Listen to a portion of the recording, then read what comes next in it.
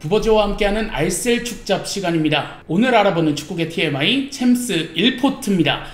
계속 저희가 챔스 2포트, 3포트, 4포트를 찍었었는데 대망의 1포트로 돌아왔고요. 첫 번째 팀은 FC 바르셀로나입니다. 네, 뭐 이제 1포트부터는 유명한 팀들이 나오는 거죠.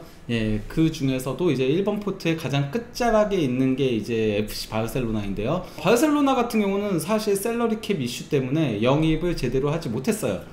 예, 그 골키퍼인 주앙 가르시아랑 코펜하겐 유망주 윙인 바르그다시, 그 레시포드를 임대로 데려온 게 전부였거든요. 반면에 이제 뭐 파우 토레스라던가 알렉스 발레라던가 뭐 여러 선수들을 내보낼 수밖에 없었습니다. 그래서 이번 여름에 바르셀로나가 총 지출한 이적료가 2,750만 유로인데 이거는 2부 리그 팀이죠. 네. 예, 챔피언십 팀인 데드풀의 렉섬과 거의 비슷한 금액입니다. 근데 사실 이 레시포드를 데려오긴 했는데 레시포드가 그렇게 큰 활약은 못 해주고 있었잖아요. 네. 네, 그러다 보니까 좀 이적 시장에서는 아쉬움이 드러날 수밖에 없는 바르셀로나였습니다. 네.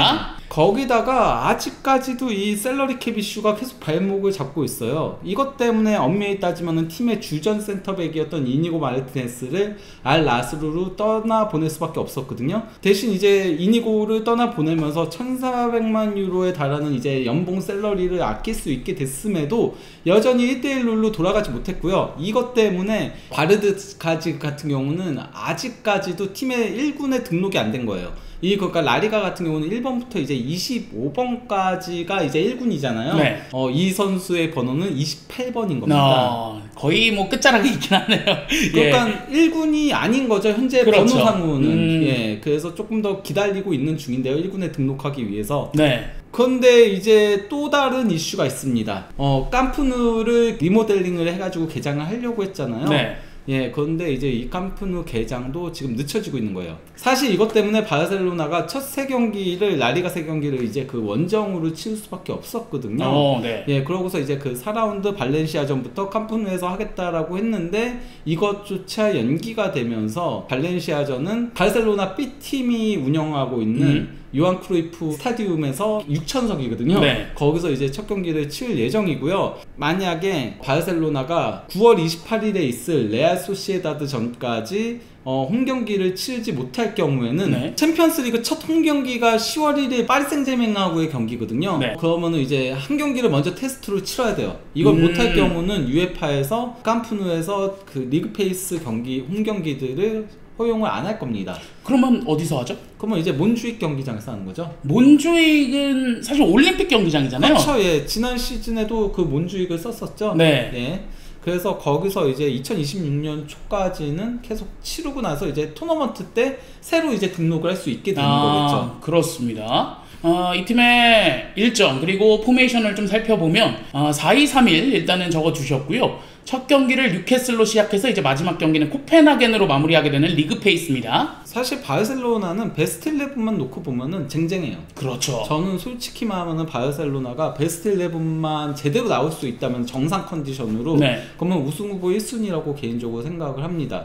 다만 문제는 이제 지난 시즌에도 그랬잖아요. 그가 전반기 초반에 굉장히 잘 나가면서 바이언도 대파하고 막 이랬다가 전반기 막판에 뎁스가 좀 얇거든요. 전반기 막판에 무너지는 문제가 있었고 또 이제 후반기 때도 마찬가지였거든요. 막 잘 나가고 있다가 막판에 또 선수들이 지치고 부상 발생하고 하면서 무너지는 문제들이 있었기 때문에 그 부분이 조금은 걸림돌이라고 할 수 있겠죠. 그렇죠. 어쨌든 이 뎁스가 얇은 팀의 전형적인 문제들이 항상 막판에 드러났던 바르셀로나이기 때문에 사실 초반에는 그래도 굉장히 좋은 모습을 보여줄 것으로 기대를 하고 계실 것 같습니다. 네, 다만 어쨌건 간에 이니고가 떠난 자리는 상당히 크게 보일 것이다. 네. 안 그래도 센터백 자원 자체가 부족한 바르셀로나다 보니까 말이죠. 그렇습니다. 다음 팀 알아보겠습니다. 보루시아 도르트문트 넘어가 보도록 하겠습니다. 지난 시즌 굉장히 혼란의 시즌을 보냈죠. 예, 그러다가 이제 니코 코바치 감독 부임하면서 반등에 성공하면서 결국 챔피언스리그 진출권을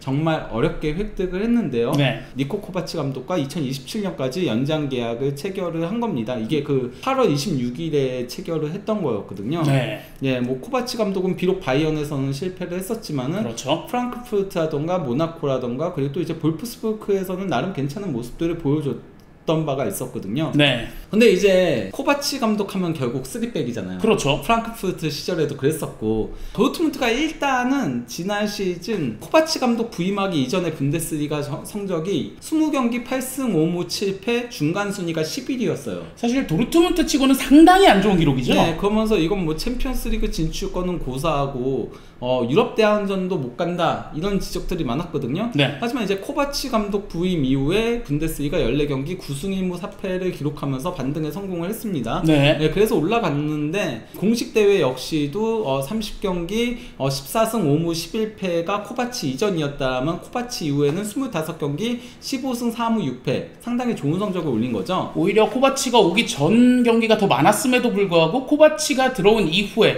더 많은 승점을 가져왔거든요. 예, 근데 이제 코바치 감독하면 결국 3백입니다. 네. 솔직히 말하면 코바치도 처음 부임해서는 어쨌건 간에 전임이었던 누리사인과 이제 테르지치 감독의 4-2-3-1 포메이션을 그대로 활용을 했어요. 그게 사실 일반적이거든요. 선수들이 그 포메이션에 익숙해져 있고, 그렇죠. 네, 적응도가 높다 보니까 그렇게 했는데 풋백을 활용한 공식 대회 11경기에서 4승 2무 5패. 네. 특히 분데스리가 6경기에선 2승 4패. 매우 좋지 않았어요. 네. 하지만은 결국 참 못하고서 본인이 3백으로 전환한 이후에는 공식 대회 17경기 13승 3무 1패.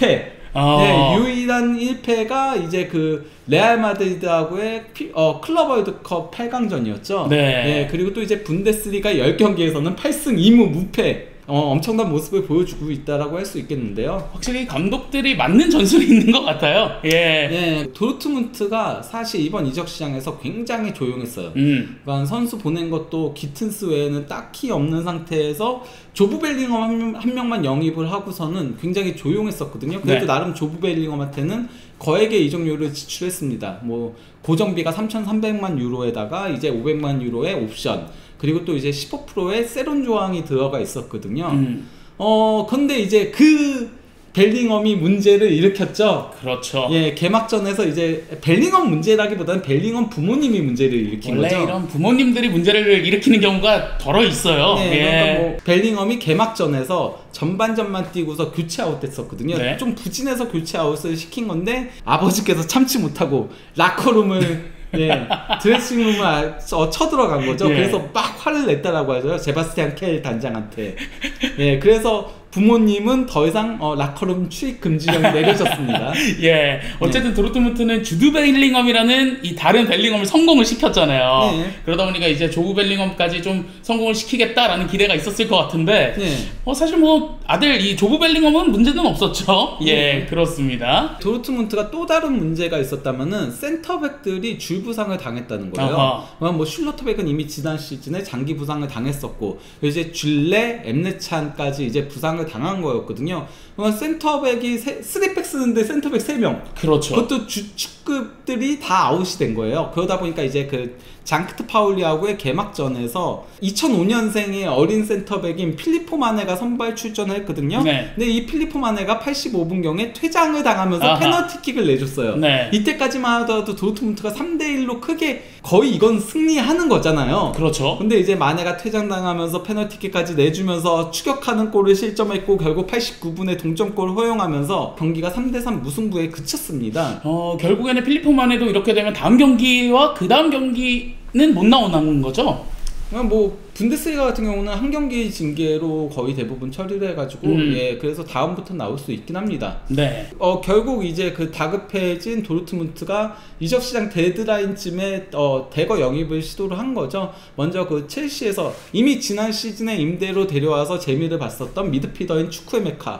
이거는 약간 이제 벨링엄의 이슈도 어느 정도는 신경을 쓴 영입이라고 할 수 있겠죠. 그 추크웨메카를 영입을 한 거고요. 그리고 또 이제 센터백 지금 뎁스에 문제가 있다 보니까 첼시의 유망주 센터백인 안셀미노를 임대로 데려왔고요. 울버햄튼에서 실패했지만 어쨌건 간에 임대 다니면서 나름 좋은 모습 보여줬던 파비오 실바를 또 영입을 했습니다. 네, 어쨌든 이 부상자로서 빈틈이 생긴 도르트문트가 결국엔 임대 혹은 이적을 시키면서 좀 메우고 있는 모습에 이런 모습까지도 볼 수가 있었고요. 이 대진표와 포메이션을 살펴보면 역시나 3백, 슐로터백, 찬, 안톤을 좀 이렇게 뽑으셨는데 어쨌든 부상자가 있으면서 이게 확정일지는 아직은 미지수다 이렇게 말할 수가 있겠죠. 그렇죠. 그가 슐루터백과 찬 같은 경우는 뭐 아마도 10월은 돼야지 복귀가 가능할 겁니다. 그래도 어쨌건 간에 현재 훈련에는 참석을 한 상태거든요. 어쨌건 가능하면 현 시점에서는 이렇게 뽑은 거긴 합니다. 챔피언스 리그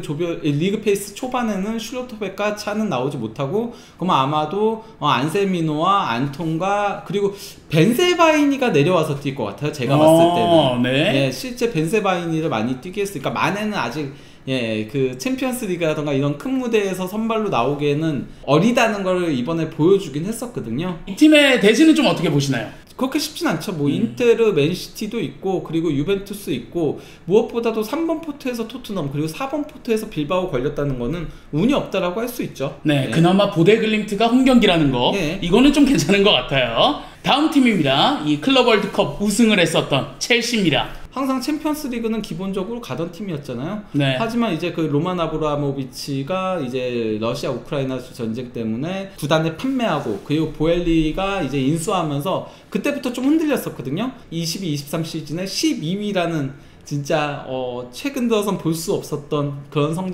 부진한 성적을 기록하기도 했었고, 그 다음 시즌에도 6위에 그치면서 보면서 2시즌 연속 챔피언스 리그에 나가지 못했지만은 지난 시즌 4위를 차지하면서 챔피언스 리그 진출권을 획득한 데 이어서 이제 그 레알 베티스하고의 컨퍼런스 리그 결승전에서도 65분경에 엔소 페르난데스의 동점골, 그리고 또 이제 막판에 3골을 몰아넣으면서 4대2 대역전승을 거두면서 우승 트로피를 들어 올렸습니다. 그렇죠. 그러면서 이제 그 첼시는 유럽 팀들 중에 최초로 이제 챔피언스 리그, 유로파 리그, 컨퍼런스 리그, UEFA 슈퍼컵, 그리고 컵 위너스컵, 그리고 UEFA 유스 리그까지 우승한 팀으로 등극을 했습니다. 네. 그래서 이번에 그 리그 페이스 대진 추첨을 할 때 첼시한테 감사패를 선물을 하기도 했죠. UEFA 쪽에서. 네, 참 이 사진을 보면 알겠지만 저 컵 위너스컵을 제외하면 그래도 굉장히 최근이거든요. 그렇죠. 예. 이 팀 자체가 로만 아브라모비치 이후부터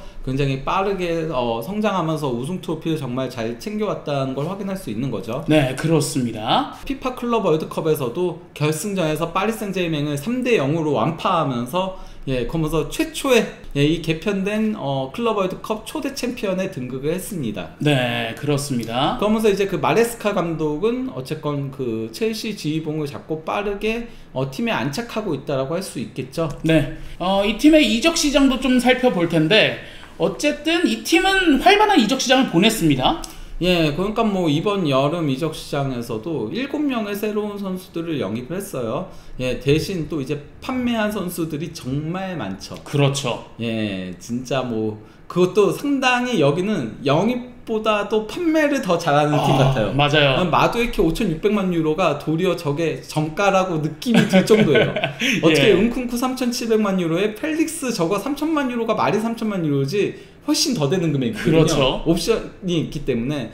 그리고 뭐 페트로비치도 거의 3,000만 유로급에 달하고, 우고 추코도 2,870만 유로, 듀스버리오도 같은 금액, 그리고 또 이제 브루야, 이 선수는 부상 때문에 얼굴도 볼 수 없었던 선수인데 2,300만 유로.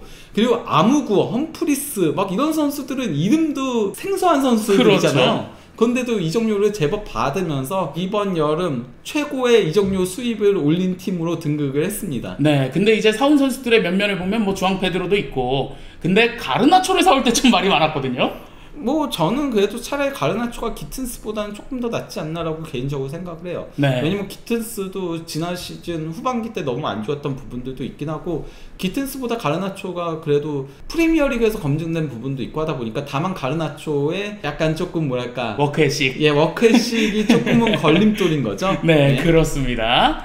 이 팀의 대진과 포메이션을 좀 살펴보면 이 팀의 대진도 상당히 어렵긴 합니다. 저는 아주 어렵다라고 보진 않고 있어요. 왜냐면 이번 포트는 정말 잘 뽑혔거든요. 그렇죠. 벤피카랑 아탈란타면은 이번 포트에서는 가장 뽑기를 잘했다라고 볼 수 있겠고요. 그리고 이제 다만 이제 3번 포트가 조금 까다롭긴 하죠. 하지만 4번 포트도 뭐 파포스랑 크라박이면은 그래도 괜찮다라고 할 수 있겠습니다. 그렇습니다. 하지만 1번 포트에서 이제 바르셀로나와 바이언을 만나게 됐다는 거.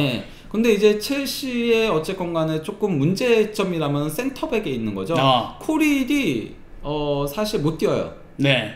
코릴이 십자인대가 파열돼가지고 그래서 4월에나 복귀 예정이거든요. 그러면은 센터백 자원이 찰로바, 포파나, 아다라비오요, 그리고 아마도 하토가 그러면 센터백으로 뛰거나 아니면 아첸퐁 같은 어린 선수를 써야 될 겁니다. 네.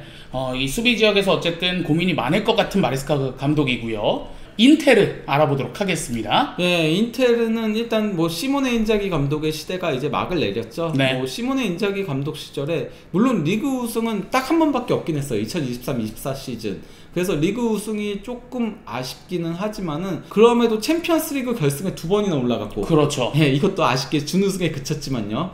그 이제 코파 이탈리아 우승을 2번을 했거든요. 네. 예, 그러면서 인자기 감독이 굉장히 성공적으로 팀을 이끌었다라고 할 수 있겠는데, 근데 워낙 이제 아리랄에서 2,500만 유로에 달하는 연봉을 제한, 이것도 심지어 세금도 없는 거거든요. 그럼 가야죠. 뭐 네. 어떡합니까? 예. 그래서 이제 그 인자기 감독이 떠나는 일이 발생을 한 건데요.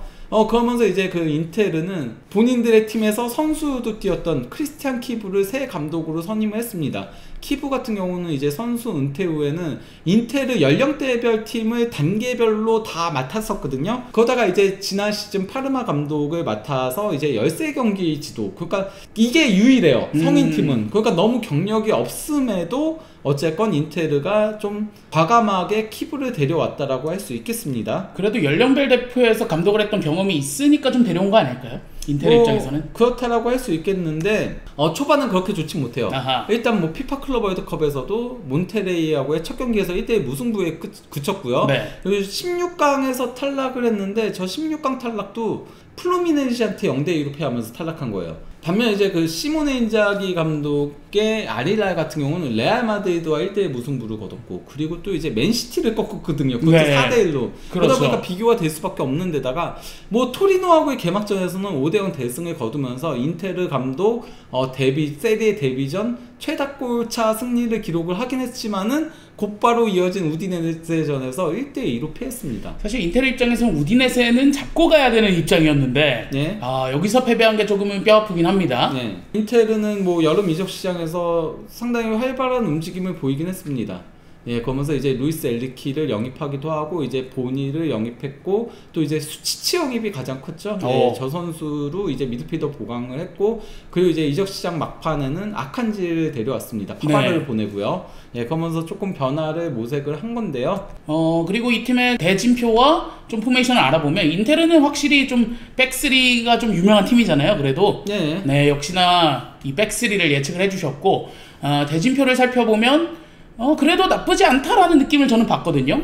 네, 뭐 아주 나쁜 건 아니라고 할 수 있죠. 예, 카이라투도 홈에서 부르니까요. 네. 예, 그렇긴 한데 어쨌건 간에 여기 같은 경우는 지금 키부 감독의 지도력이 상당한 도마 위에 오르내리고 있다. 이런 가운데 이제 유벤투스랑 이제 주말에 경기를 가지거든요. 네. 예, 이 유벤투스한테 만약에 이탈리아 더비에서 패하면은 그러면은 입지가 굉장히 좁아질 수도 있다는 그런 얘기들이 나오고 있긴 합니다. 전반적으로는 어쨌건 간에 지난 시즌 시모네 인자기 감독의 그런 전술과 선발 라인업을 그대로 가져가고 있죠. 다만 이제 차라놀루가 이제 조금은 클럽 월드컵 때부터 살짝 이슈가 있었고, 그러면서 이제 수치치를 선발로 쓰는 모습을 보여주고 있습니다. 그렇습니다. 다음 팀으로 넘어가 보도록 하겠습니다. 다음 팀 리버풀입니다. 클럽의 시대가 거물고 슬롯이 바로 이제 감독에 부임했는데 부임하자마자 상당히 좋은 모습 보여주고 있죠. 지난 시즌부터 해가지고 이번 시즌 8월까지 총 이제 그 프리미어리그 41경기 중에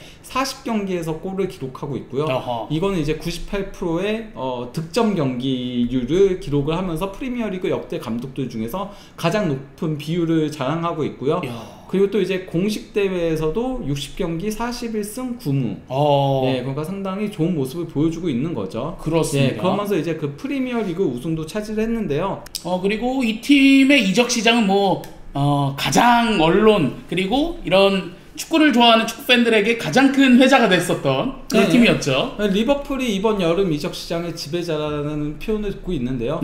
뭐 그 프리미어리그 역대 최고 이적료를 들여서 이삭을 영입한 데 이어서 비르츠가 원래는 종전했겠죠? 그렇죠. 예, 그 비르츠로 깬 거를 이삭으로 다시 깬 거고요. 네. 예, 그 외에도 이제 에키티케, 케르케즈, 프림퐁, 레오니까지 영입하면서 예, 대대적인 전력 보강에 나선 예, 리버풀이었습니다. 리버풀이 사실 지난 여름에도 영입을 안 했었거든요. 네. 예, 그러니까 그동안 모아놨던 거를 이번에 다 썼다라고 할 수 있겠는데, 근데 사실 리버풀은 영입만 한 게 아니에요. 그렇죠. 판매도 정말 잘했거든요. 세계에서 가장 많은 이적료 지출을 기록했음에도 넷 스펜딩, 그러니까 순 지출만 놓고 보면은 아스날보다는 적어요. 예, 그러니까 정말 선수 판매를 잘한 게 효과를 발휘했다라고 할 수 있겠는데, 예를 들어서 뭐 루이스 디아스를 바이언에 7천만 유로에 판매를 했고, 또 이제 다윈 누네스도 예, 사우디에 5,300만 유로에 팔았고, 또 이제 유망주에 불과했던 콴사도 3,500만 유로, 그리고 도크도 2,320만 유로.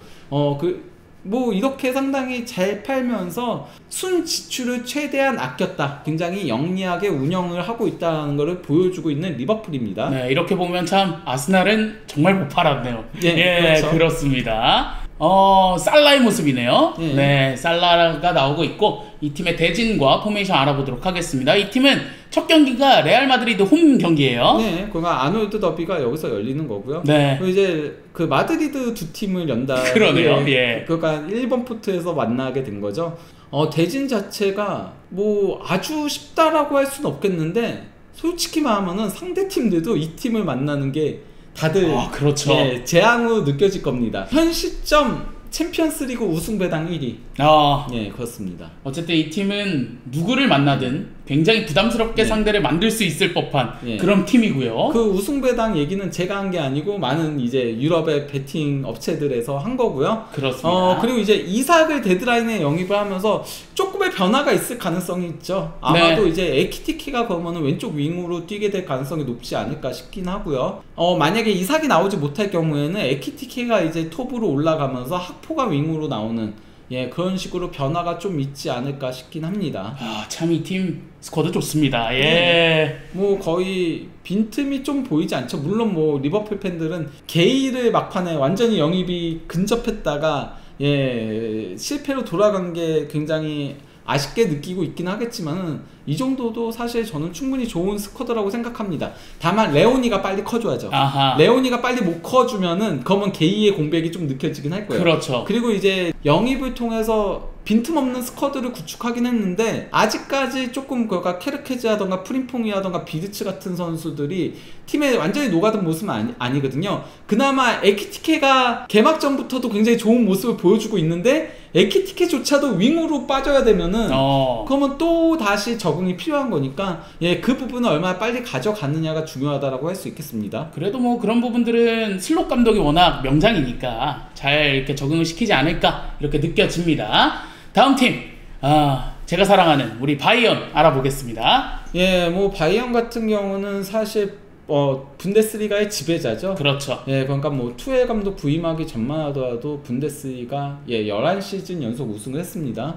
예, 그러다가 이제 그 나겔스만 감독이 경질되고 투엘 감독이 부임하면서 그때는 우승을 그래도 간신히 했어요. 네. 진짜 마인츠 덕에. 맞아요. 예, 이재성 선수 덕에 마지막 라운드 와서 정말 극적으로 우승을 했는데, 결국 이제 투엘 감독의 2년차 때 3위에 그치면서, 예, 이거는 바이언 입장에서는 치욕적인 성적이었고요.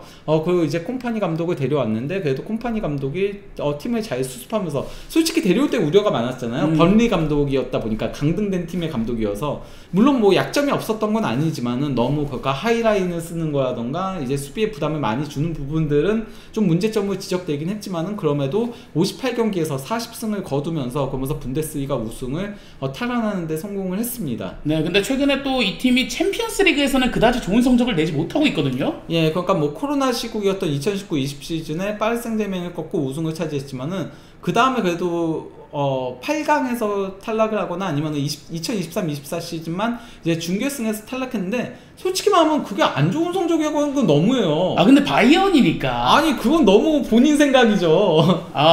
근데 바이언은 사실 4강 이상은 가야 된다. 항상 그렇게 생각을 하고 있기 때문에. 그게 이제 바로 이제 거기서 나오는 게 뎁스 문제인 거죠. 그렇죠. 예, 그러니까 사실 바이언 팬들은 분데스리가 우승을 만족 못 하잖아요. 네. 예, 무조건 챔피언스리그 우승을 노려야 되는 건데, 뎁스가 너무 얇죠. 얇죠. 예, 이미 지난 시즌에도 뎁스가 얇다는 걸 드러냈는데 이번에 영입 명단을 봐봐요. 영입은 4명 했습니다. 네. 그리고 판매한 선수 숫자는 굉장히 많습니다.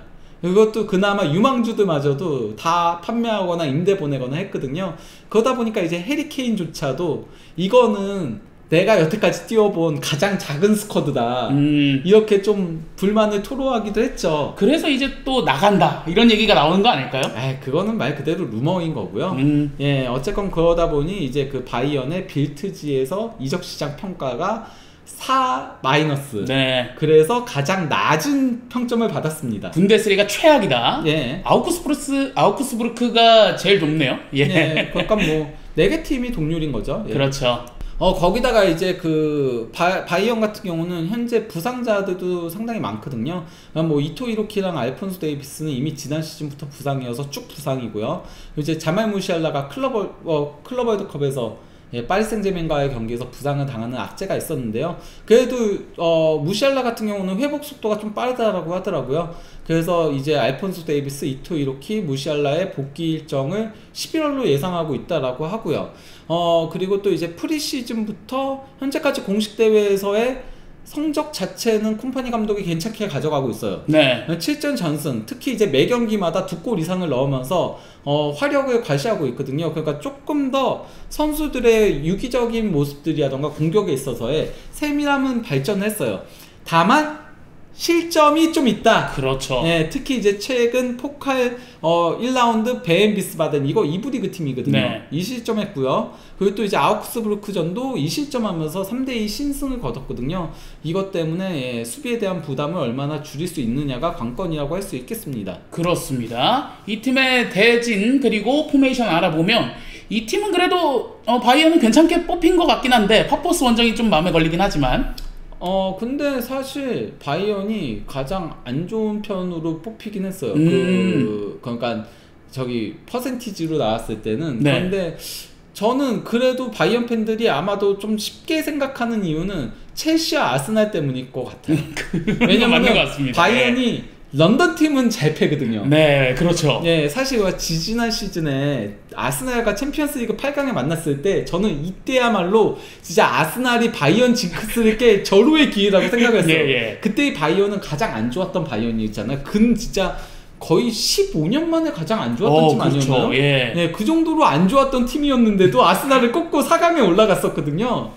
예, 그런 것까지 고려하면은 그래서 조금 나쁘지 않다라고 느끼는 게 아닐까 싶은 생각이 드는데 어쨌건 간에 공격진은 지금 상당히 많이 올라왔어요. 일단 뭐 올리세가 지금 절정에 오른 컨디션을 자랑하고 있기도 하고 루이스 디아스도 우려보다 빠르게 녹아들고 있고 또 그나브리가 맞아요. 10번에서 갑자기 네. 포텐이 터져가지고 뭐 칭찬을 받고 있기도 하고 하지만은 이제 우려점은 수비 쪽에 있는 거죠. 수비 쪽이 조금 실점도 있고 하다 보니까 아마 이렇게 실점이 계속된다면은 다시 김민재 선수를 선발로 쓰는 거를 고려해야 되지 않을까 싶은 생각도 들긴 하고요. 그리고 이토와 알폰소 같은 선수들이 복귀해서 수비 쪽의 뎁스를 좀 강화해줄 필요성은 있습니다. 네, 그렇습니다. 확실히 이 수비 쪽에 좀 부상자도 있으면서 뎁스가 얇은 게 느껴지는 바이언이었고요. 다음 팀, 펩 과르디올라의 맨시티입니다. 네, 뭐 맨시티 같은 경우는 과르디올라 감독 부임하고 나서 지난 시즌이 최악의 시즌이었죠. 맞아요. 그러니까 데뷔 시즌에 3위에 그쳤었는데 지난 시즌도 3위에 그쳤고요. 심지어 승점은 데뷔 시즌에는 78점이었는데 지난 시즌은 71점이었어요. 더 안 좋은 시즌이었거든요. 사실 그 데뷔 시즌 제외하고는 과르디올라 감독이 한 시즌 클럽한테 우승 내준 거 제외하고 나머지 다 우승했거든요. 그렇죠. 데뷔 시즌 또 2년 차에는 승점 100점을 달성하기도 했었고요. 네, 그리고 또 이제 2022-23 시즌에는 트래블 위협도 달성을 했었죠. 그러다 보니까 지난 시즌이 가장 안 좋았다라고 할 수 있습니다. 거기다가 단순히 프리미어리그만이 아닌 챔피언스리그에서도 노가웃 플레이오프에서 탈락을 했죠. 그리고 또 이제 FA컵에서도 준우승 팰리스한테 패하면서 리그컵에서는 4라운드에서 조기 광탈을 했습니다. 맞아요. 그러다 보니 이제 과르디올라 감독이 이거 굉장히 유명한 짤이죠. 머리 막 이렇게 긁어가지고 상처가 남았던 굉장히 힘들어했던 그런 모습이었는데요. 그러다 보니 이제 맨시티가 한 시대가 저문 겁니다. 예, 한 시대가 저물면서 대대적으로 이제 선수들 정리에 나섰습니다. 2022-23 시즌 트래블을 달성했을 때의 멤버들 중에서 이제 남은 거는 후벤 디아스랑 아케랑 스톤스랑 로드리랑 베실바랑 오르테가는 사실 없는 거나 마찬가지인 백업 골키퍼의 홀란의 리코 루이스의 케빈 필립스도 사실 전력 외 선수나 마찬가지고 예. 포든, 예, 이렇게만 남은 거예요. 나머지는 다 떠났어요. 그렇죠. 예. 정말 팀을 완전히 갈아엎고 있다는 게 느껴지는 맨시티고요. 네. 대신 이제 지난 겨울에도 무려 2억 1200만 유로를 들여서 마르무시랑 니코 곤잘레스랑 후사노프랑 그리고 이제 빅토르헤이스랑 주마바랑 그리고 에체베리까지 영입을 했었거든요. 물론 뭐 빅토르헤이스, 주마바 그리고 에체베리 같은 경우는 유망주 영입이다 보니까 임대를 또 나가긴 했지만요. 네. 그리고 이번 여름에도 쉐르키랑 레인더스랑 아이트누리랑 베티널리랑 그리고 뉴판이랑 트래포드까지 영입하면서 세대 교체에 나섰습니다. 영입한 선수들의 면면이 베티넬리 백업 골키퍼 제외하고는 다 좀 젊은 선수들로 바꿔치기 한 거죠. 그렇죠. 예. 근데 이 이적한 선수들이 그래도 꽤나 좋은 모습을 보여주고 있다라고 생각을 했었는데 성적은 그걸 따라오지 않는 것 같아요. 그러니까 좀 문제들이 발생을 했죠. 그러니까 뭐 쉐르키는 오자마자 부상을 당했고 레인더스도 첫 경기는 예술이었는데 네. 그 다음부터는 도리어 첫 경기에 너무 삐디 받았는지 약간 조금 멋있는 플레이만 하려고 하는 경향성도 있기도 하고 거기다가 이게 팀을 너무 확 바꾸다 보니까 특히 풀백 구성을 바꿨거든요. 예. 맨시티는 이전까지는 풀백을 센터백에 뛰는 선수들을 배치하면서 그러면서 조금 더 단단하면서 좀 배급하는 형태로 갔었는데 지금은 아이트누리와 리코 루이스라는 전문 풀백들을 쓰기 시작하다 보니까 좀 측면 수비에서도 문제들이 발생을 하면서 이제 토트넘과 그리고 브라이턴한테 연달아서 패했죠. 거기다가 무엇보다도 트래포드를 주전 골키퍼로 영입을 했는데 트래포드가 토트넘전에서 완전히 맞아요. 예, 삽질 오브 삽질을 했죠.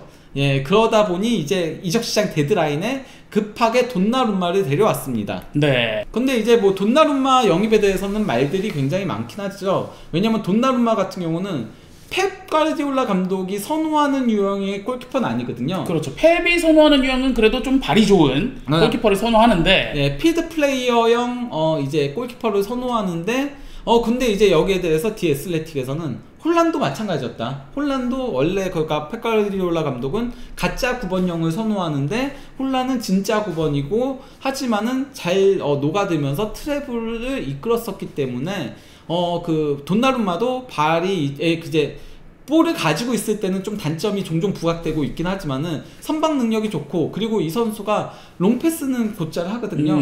그러니까 조금 더 다이렉트한 축구를 할 수 있겠다라는 그런 예상들이 상당히 많이 나오고 있는 거긴 하죠. 네. 예.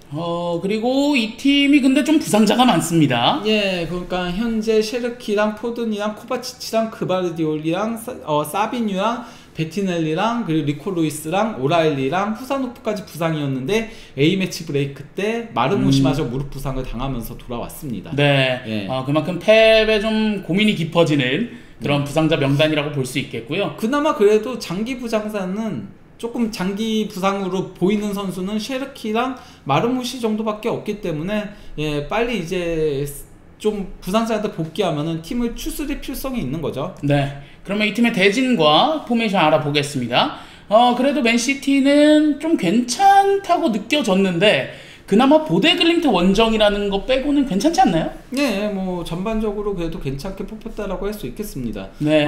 그리고 이제 어쨌건 간에 레인더스라던가 쉐르키라던가 이 영입 선수들 그리고 아이트누리라던가 얼마나 빨리 녹아들지 그리고 또 이제 어쨌건 풀백 구성을 바꿨기 때문에 거기에 따른 전술 운영도 좀 얼마나 빨리 바뀌면서 녹아들 수 있을지가 결과적으로는 관건이라고 할 수 있겠습니다. 네, 그렇습니다. 다음 팀으로 한번 넘어가 보도록 하겠습니다. 레알 마드리드입니다.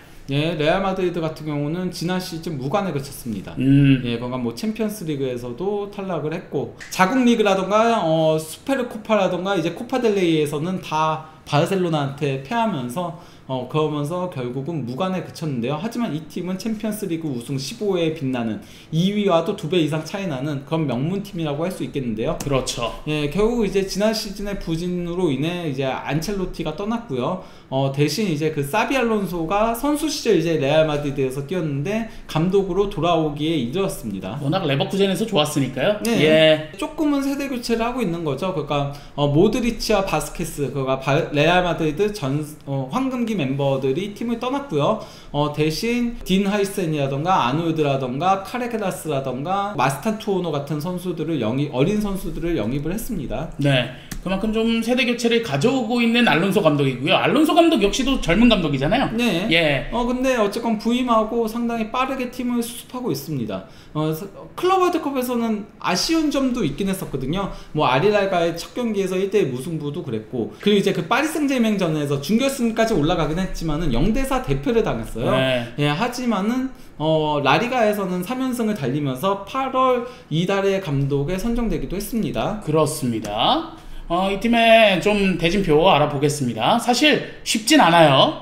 예. 카이랏 원정을 떠난다는 게 굉장히 어려워 보이거든요. 네, 뭐 카이랏 원정이 걸리긴 했고 또 이제 올림피아코스 원정. 그러니까 그 상대들의 면면은 괜찮아요. 네. 근데 원정을 좀 더럽게 걸렸죠. 약간. 그렇죠. 예, 그렇다라고 할 수 있겠는데 그래도 뭐 그 팀들 입장에서도 레알 마드리드 만나는 게 잘 안 된 일이라고 할 수 있는 거죠. 네. 예, 어쨌건 그 레알 마드리드는 결국 음바페, 비니시우스, 호드리고를 얼마나 잘 적응을 시키느냐가 결국은 관건이라고 생각해요. 이 셋을 동시에 쓰면은 수비적으로 조금 부담이 생긴다는 게 문제긴 하거든요. 그래서 이제 사비 알론소 감독이 초반에는 현재 디아스를 좀 중용해서 쓰고 있어요. 마스탄 투오노도 선발 출전시키고 있고 한데, 하지만은 결국 그래도 이 선수들을 써야지 파괴력이 좀 제대로 나올 수 있을 거 아니에요. 그렇죠. 예, 지금 디나이선이라던가 카레라스는 빠르게 녹아들면서 그러면서 수비 안정화와 이제 후방 빌드업에 큰 도움을 주고 있어요. 네. 그러니까 전방만 좀 빠르게 음바페, 비니시우스, 호드리구가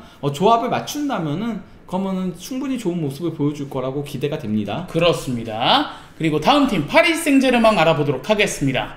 사실 지난 시즌에 트래블, 쿼드래블까지 달성하면서 굉장히 좋은 시즌을 보냈잖아요. 예, 최고의 시즌을 보냈죠. 이건 뭐 구단 역사상 최초이자 프랑스 구단 최초인 건데요. 근데 이제 뭐 엘리케 감독 역시도 이제 바르셀로나에서 한번 트래블을 달성을 했고, 파리에서도 또 트래블을 달성하면서 펩 가르디올라와 함께 이제 그 트래블을 2번 달성한, 그것도 각기 다른 구단에서 네. 예, 2번째 감독으로 등극을 했습니다. 그러면서 엘리케도 그 전에 바르셀로나 때 트래블 때는 솔직히 말하면은 좀 저평가 받았었어요. 그렇죠. 메시, 수아레스, 네이마르, 그 MSN 빨이었다라는 소리 많이 들었는데 이번을 통해서 확실하게 본인의 능력을 입증해냈다라고 할 수 있겠는데요. 하지만 이제 그 피파 클럽 월드컵에서는 아쉽게도 이제 결승까지는 올라갔는데 네. 예, 첼시한테 0대3으로 패하면서 마레스카가 이때 그 엘리케 감독의 전술을 정말 잘 읽어내서 잘 제어를 했죠. 예, 그러면서 이제 0대3으로 패하면서 준우승에 그쳤고요. 슈퍼컵에서도 고전했습니다. 그렇죠. UEFA 슈퍼컵에서 토트넘의 단단한 수비에 고전하면서 질 뻔했는데 이강인 선수의 85분 골 덕에 추격하면서 결국 2대2 무승부를 이끌어냈고, 승부차기에서 4대3으로 이기면서 그러면서 우승 트로피를 하나 더 들어 올렸습니다. 네. 그러면 이 팀의 이적 시장 한번 살펴보도록 하겠습니다. 예, 뭐 이 팀 같은 경우는 사실 돈나룸마 외에는 나간 선수들이 없어요. 저 밑에 선수들은 다 임대 나갔던 선수들이고 해가지고 네. 그냥 판매 정리를 한 거라고 할 수 있는 거거든요. 근데 이제 영입도 그렇게 활발하진 않았죠. 딱 이제 자바르니랑 슈발리에 2명 영입을 한 건데, 그가 돈나룸마를 재계약을 하지 않기로 하면서 이제 슈발리에 발밑 좋은 골키퍼를 데려왔고요. 네. 엘리케는 본인이 선호하는 골키퍼를 데려온 거예요. 예. 이제 그동안 오른발잡이 센터백이 없었는데 자바른이 데려오면서 이제 오른발잡이 센터백도 마르키뉴스의 백업이 이제 생긴 거죠. 그러면서 그렇죠. 장기적으로 마르키뉴스가 나이가 있는 선수다 보니까 그 대체자를 영입을 한 거라고 할 수 있겠습니다. 저는 자바른의 영입은 정말 잘했다라고 생각을 합니다. 그렇습니다. 네. 하지만 이 팀 역시도 이 부상자가 조금씩 나오고 있어요. A매치 기간에 이제 우스망 덴벨레랑 두에가 부상을 당하면서 이제 한 달 넘게 빠질 예정입니다. 네. 그러면 이 공백을 좀 메울 필요성이 있어 보이긴 합니다. 그렇습니다. 이 팀의 그러면 대진표를 한번 살펴보도록 하겠습니다. 이 팀의 대진 그래도 쉽진 않나요? 이 팀은 항상 어려워요. 네. 지난 시즌도 가장 어려웠던 팀이었는데 이번에도 가장 어려운 축에 속합니다. 그렇죠. 3번에서 토트넘 만나고 4번에서 빌바오 만나고 또 뉴캐슬 만나고 그러니까요. 이건 말도 안 되는 거거든요. 예, 하지만 뭐 상대 팀들도 파리 만난 게 불운인 거죠. 그렇습니다. 예, 그리고 파리는 뭐 부상자만 없다면은 저는 정말 이번에도 우승에 충분히 도전할 수 있는 상당히 좋은 스쿼드를 구축하고 있다라고 생각을 합니다. 네. 예. 과연 덴벨레와 두에가 얼마나 빠르게 돌아올 수 있느냐. 예. 이게 좀 키포인트가 되겠네요. 그렇죠. 예. 이렇게 1번 포트까지 다 알아봤는데 그러면 이 챔스 재밌게 보시길 바라면서 저희 오늘 여기서 영상 마치도록 하겠습니다. 구독과 좋아요 꼭 부탁드리겠습니다. 감사합니다. 안녕.